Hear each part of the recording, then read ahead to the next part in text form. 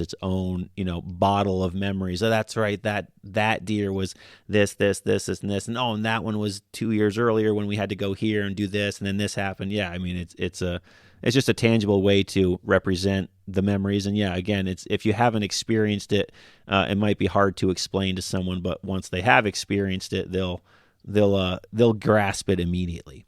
Very cool. How many deer would you say you do have mounted? Now Uh, another question on the spot. I think I have 30 and maybe 3 or 4 elk heads. All right, very Yeah. cool, very cool, Yeah. very nice.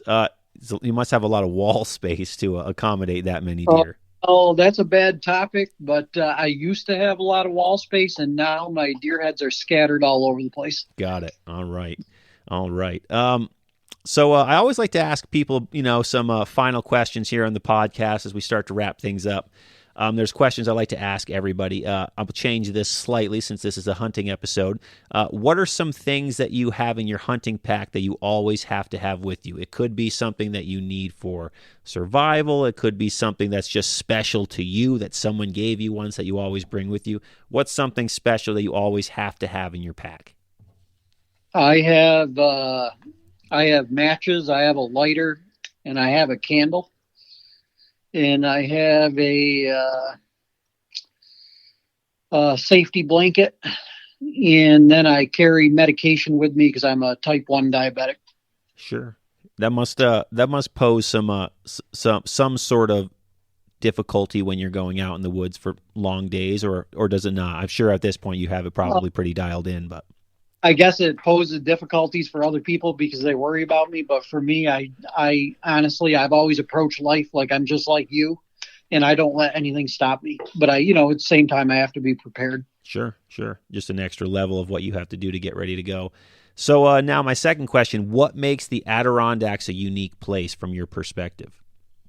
Well, I've been all over the country. I've been out of the country, and there's nothing quite like it because somebody could drop you down in the middle of some place, and if you don't know how to get out of the woods, you'll probably never get out because there are no landmarks.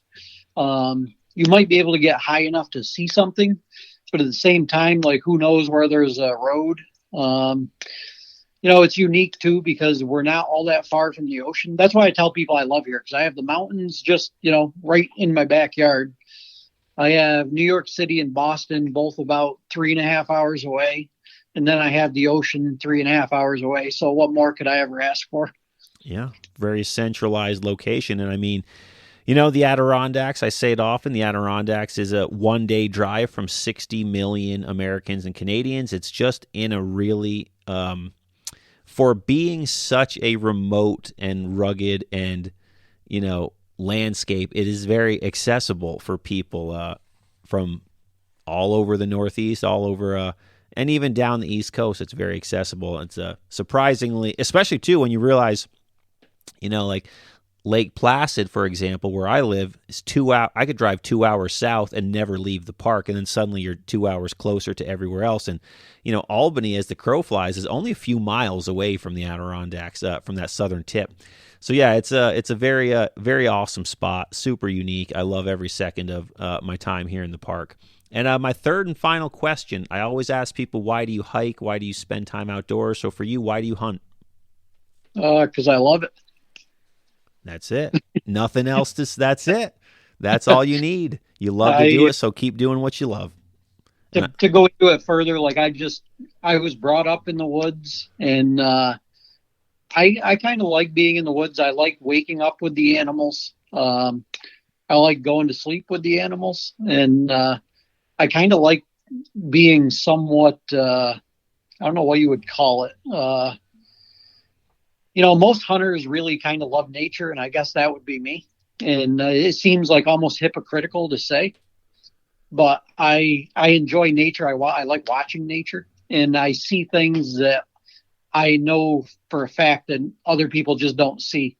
I'm in the woods so much, like I tell people, like they always say, "What's the biggest thing you can tell me about learning how to hunt?" And I say, "You need to know foreign language." And then they look at me funny and ask why. And I say, because all animals speak their own language. So learn the animal's language, and it'll just be better. You'll be better off for it. All right. Some top-notch wisdom from Todd Mead. Now, where can people find you online? You can find me on Instagram. You can find me on Facebook. I have my own website, which is my name, www.toddmead.com.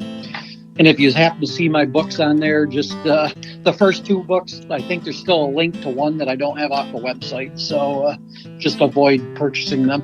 All right. Well, that's a good spot to wrap up this special hunting season episode with Adirondack author and lifelong ADK hunter, Todd Mead.